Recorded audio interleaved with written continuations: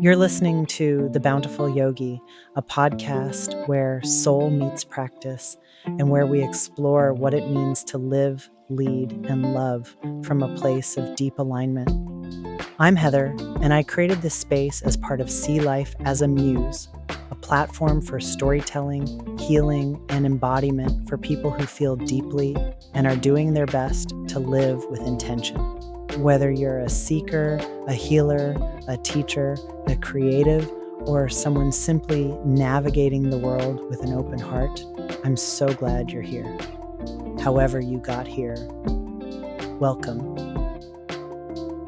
And if you're returning, welcome back. It means the world to me that you're here. These episodes are meant to be short and digestible, little pockets of perspective.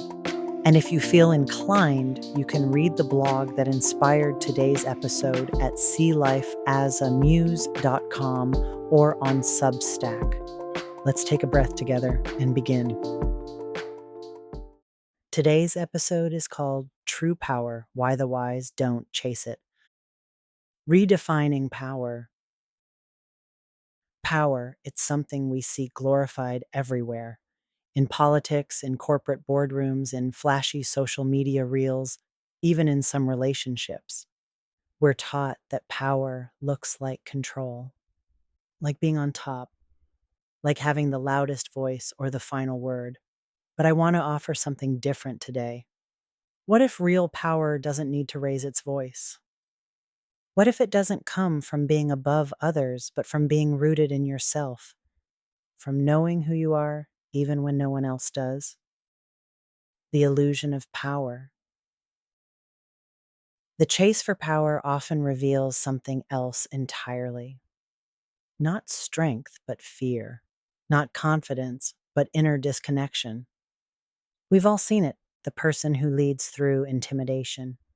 The influencer who needs constant validation. The boss who confuses dominance with respect. But true power doesn't need armor. It needs presence. It needs self-mastery, not control over others. Because the truth is, when you know yourself deeply, you don't need to prove anything to anyone. When the need for power reveals fear. In the blog, I wrote, "Chasing power doesn't make someone a bad person," and that's true. But here's where I want to go deeper because there's more to it than that. If you're chasing power, there's a chance your priorities may be out of alignment. It's not that you're wrong for wanting impact or change, but power, specifically, is often misunderstood.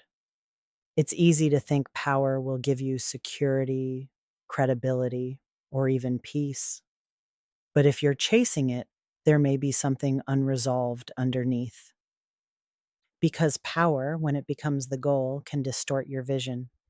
You can chase truth. You can lead with integrity. You can influence, inspire, guide, and hold space. But chasing power often means you're chasing something external, something performative, instead of cultivating something rooted and internal. And the tricky part, you might not even know you're doing it. Because we live in a world that rewards power grabs. That mistakes dominance for leadership. That uplifts the loudest voices, even when they're the least grounded. But real power, true, wise, sustainable power, isn't something you chase. It's something you embody. It grows quietly, in clarity, in stillness, in self-awareness. So if you feel yourself striving for power, pause. Get curious. Ask yourself, what am I really seeking? And is there another way to feel that without reaching outside myself? Because if we want to shift our communities, our systems, our lives, we have to stop confusing the chase for power with the path to purpose. The quiet power of the wise. True wisdom doesn't seek attention. It doesn't chase followers or applause. It doesn't wear a crown. It listens, observes, holds the room, not with volume, but with energy. You've met someone like this. Their presence is grounding. They don't have to say much, but when they do, it lands. That's not posturing, that's alignment. Power that comes from knowing yourself, not proving yourself. Everyday examples of real power. Let's bring this down to earth. What does true power look like in real life? Setting a boundary without guilt. I'm not available for this conversation right now. No drama, just clarity, holding space without fixing, letting someone cry without rushing in to make it better, just presence, forgiving without getting the apology. Choosing peace, not because they deserve it, but because you do. Walking away from status for your soul. Leaving a toxic job or relationship, even when it's hard. Choosing integrity over image. A leader who listens more than they speak. That's influence. That's strength. These aren't flashy, but they're revolutionary because they come from within. The rise of conscious influence. We're living through a collective awakening. People are tired of loud egos, tired of fake empowerment, tired of performative leadership that says the right thing but doesn't live it. What we're hungry for is presence, conscious influence, not power over, but power with, power that walks beside us, that listens before leading, that shows up not for credit, but for connection. If it holds others down, it's not power, it's fear. We've been taught to associate power with control, with domination, with being above. But real power doesn't need to oppress. If you need someone else to shrink so you can rise, if your worth depends on another's silence, if your comfort demands someone else's suffering, that's not strength. That's fear in disguise. And right now, the fear is loud. I hear pastors preaching that whiteness is superior. I hear elected leaders call entire groups less than. I hear people speak of immigrants like they're disposable. I hear women spoken of like vessels, as if our only value is what we can reproduce. I hear people talk about the LGBTQ plus community, as if their existence is a threat. But let me ask you this. If you were truly superior, what are you so afraid of? Because when you really know who you are, you don't need to dominate. You don't need to erase anyone to feel seen. This kind of fear can be unlearned, but only if we name it. Holistic living isn't just yoga and green juice. It's truth. It's the courage to hold a mirror to our beliefs. It's recognizing that we've all been taught things we now have the chance to unlearn. Power rooted in integrity doesn't dominate, it uplifts. It expands the circle. It doesn't require chains, visible or invisible. If your version of success holds others down, it's not success.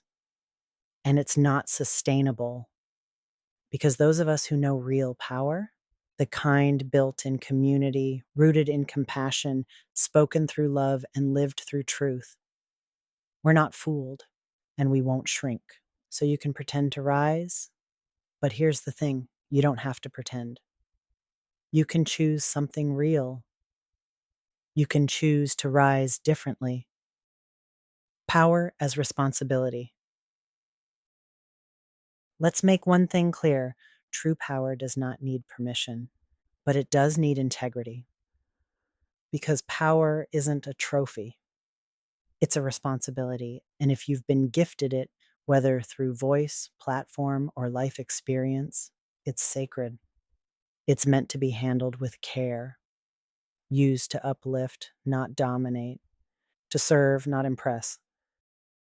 A new definition of power. So here's what I'll leave you with.